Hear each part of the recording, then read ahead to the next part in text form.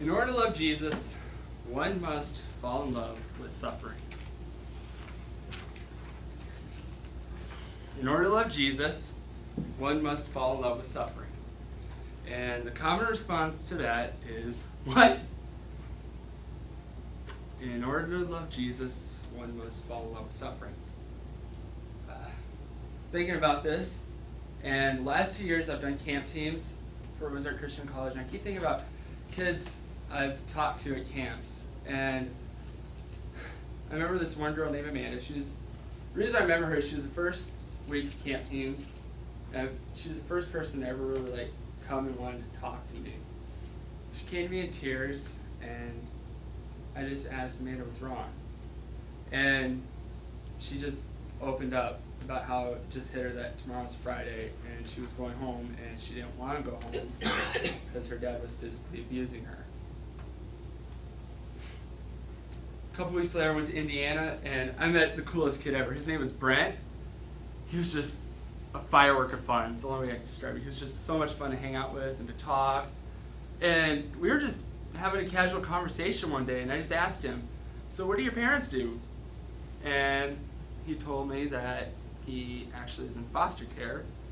When he was 3 years old, his dad tried to kill him, and his mom was doing drugs, so the state took him away. Then we went to Illinois and talked to a kid named Cody. He came up to me actually on Wednesday night. He's like, dude, I need you to pray with me. I'm like, okay, well, what can we be praying about, dude? And he just said he just found out that his dad has cancer.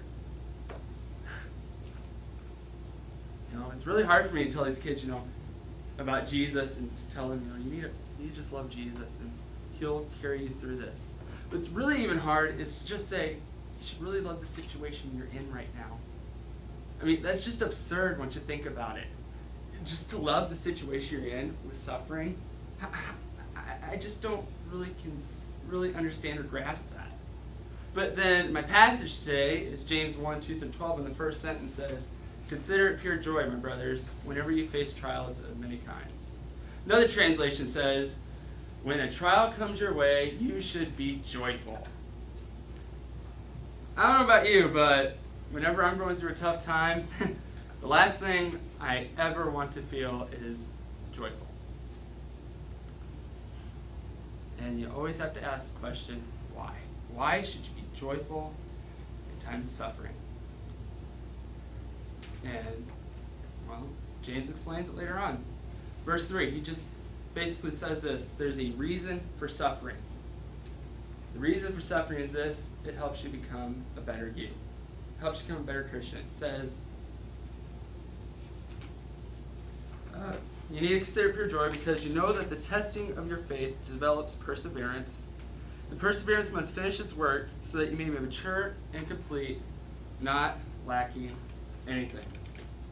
That word testing actually means a medical examination. It's searching you.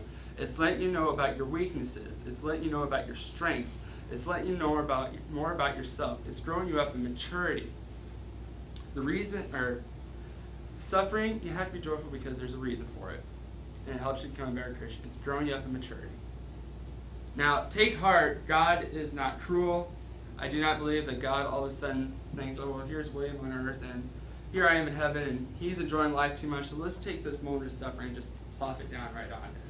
No, I think we're in a broken world, and, bad things are just going to happen. And Jesus said it in John chapter 16. It says, take heart, there will be times of trouble. Jesus himself suffered, Paul suffered, Peter suffered. You can go through the whole scripture and find all these people that suffered. It's going to happen. But there is a response to our suffering. Suffering has a reason. It helps you become a better Christian. And suffering has a response. And that is for you to just grasp onto God. Verse 5.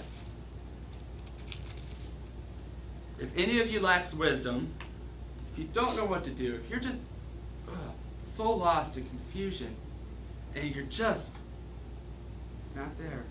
If you lack wisdom, you should ask God,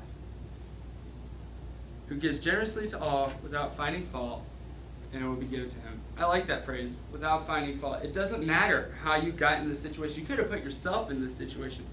It doesn't really matter. God is gracious when you call on to him. But there's a little by clause to this. It says, but when you ask, you must believe and not doubt, because he who doubts is like a wave of the sea, blown and tossed by the wind. That man should not think he will receive anything from the Lord. He is a double-minded man, unstable in all he does. This is a hard thing for me to grasp, because I don't know if you guys are like this, but I've come to realize there's praying, and then there's praying. There's pray, like the normal praying before meals, praying before events, the opening and closing prayer. There's that praying, and then there's praying, where you recognize that there's a God in heaven that created the heavens and the earth, that cares about you so much, and he is listening to you. I just get so caught up in the praying that I forget so much about praying.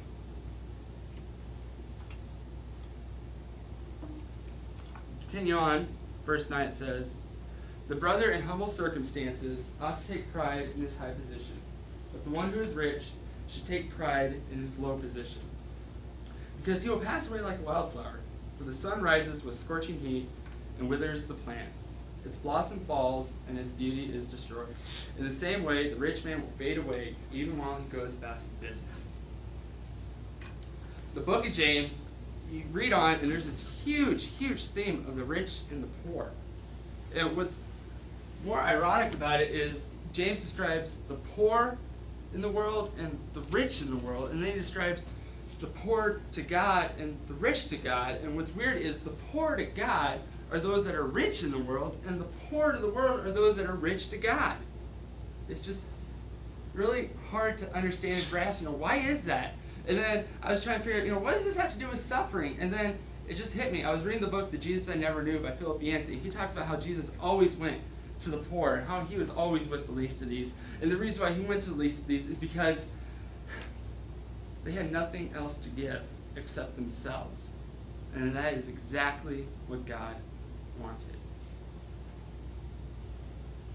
And I just have to ask the question, I have to ask the question myself a lot, when I'm in class, am I really just trying to give myself up to the learning, or am I trying to just boost myself up in my own intellect and trying to, appear to be the best person? Am I trying to appear to be the greatest, or am I just really wanting to be poor so I can learn and just understand? After studying this, I've actually started saying the prayer, Lord, make me poor, because I would rather be with God than just be lost in the world. The response to suffering is to grasp onto God. But you can't grasp onto God unless you're willing to give everything that you've got. Now the story. This last summer, I went to a camp outside St. Louis, Illinois. And to me, it is the worst camp I've ever been to in my life. It was terrible.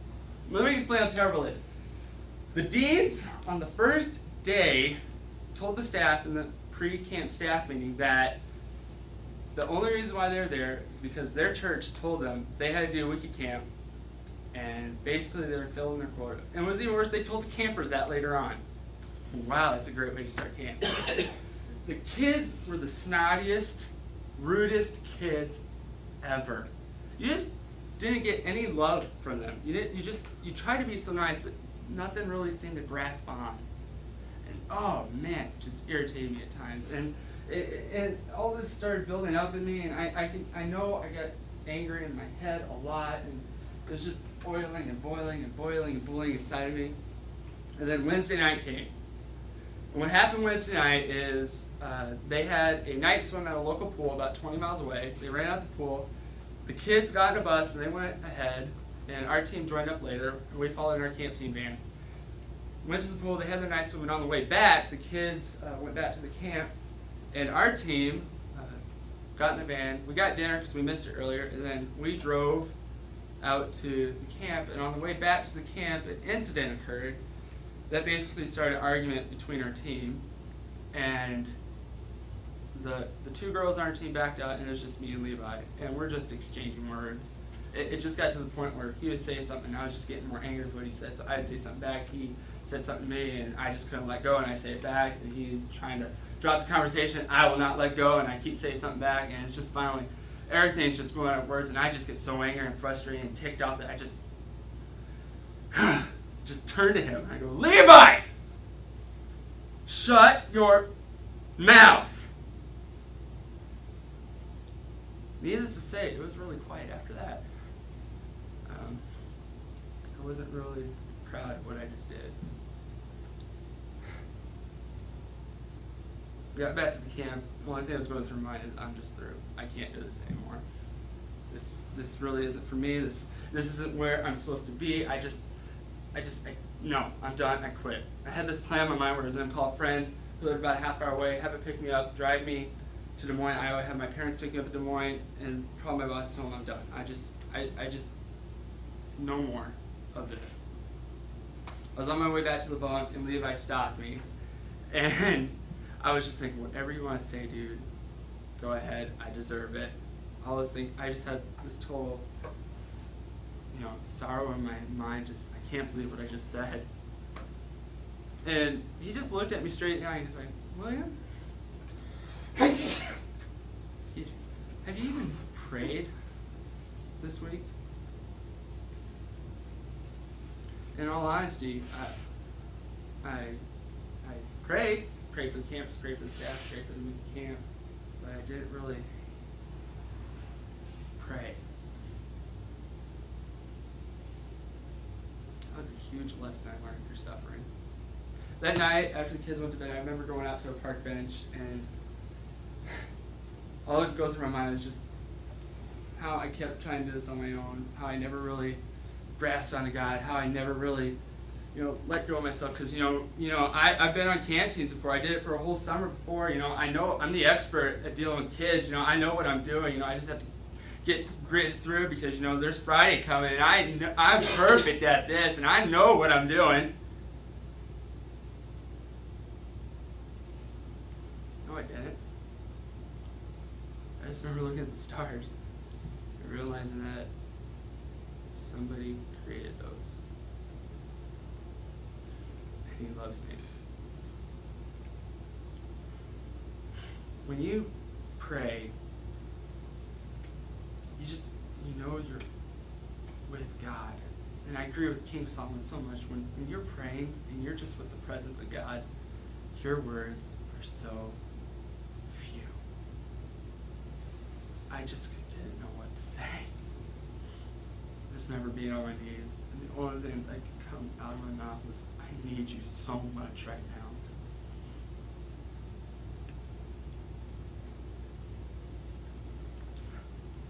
Our response to suffering is to just grasp onto God and let Him take us through. But we can't do that if we're holding on to other junk. Now, I've explained there's a reason for suffering, there's a response to suffering, and the next thing is going to start with R also. There's a reward for suffering. This is my favorite part. There's a reward for suffering. And man, I got so excited when I was studying this. Verse 12 says, "Blessed is the man who perseveres under trial. Because when he has stood the test, when you have gone through all suffering, you will receive the crown of life."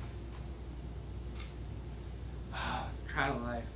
I just thought about that a lot. And crown of life is actually used twice in the New Testament. It's used in James, right here, talking about suffering. It's also used in Revelation chapter 2, again, in suffering.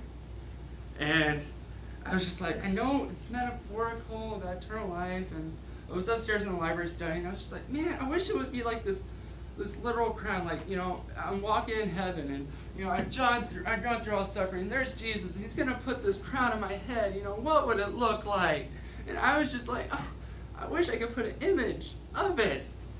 And I thought about it more and more. It's like, man, what would it look like? Some idea, some aspect of what it would look like.